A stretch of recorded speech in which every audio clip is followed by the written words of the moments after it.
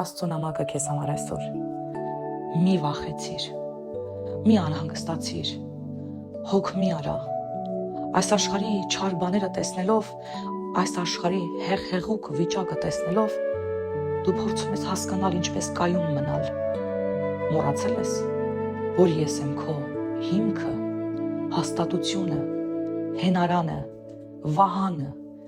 ապաստանը։ Անմիջապես արի և թաքնվիր իմ խորանում, որ պաշտպանեմ քեզ իմ թևերի տակ, որ քեզ պաշտպանեմ քո երևելի և աներևույթ թշնամիներից, որոնք քեզ նույնիսկ չեն տեսնի, քանզի կփակեմ նրանց աչքերը դեպի քեզ ու դու կլինես ապահով, ամեն տեղ և ամեն իրավիճակում։ Հաստատուն մնա, հեռացրու քեզանից ամեն կասկած ու վախ, արի իմ հիրանելի խաղաղության մեջ, վայելիր իմ թանձր ապրի և օծության ներկայությունը։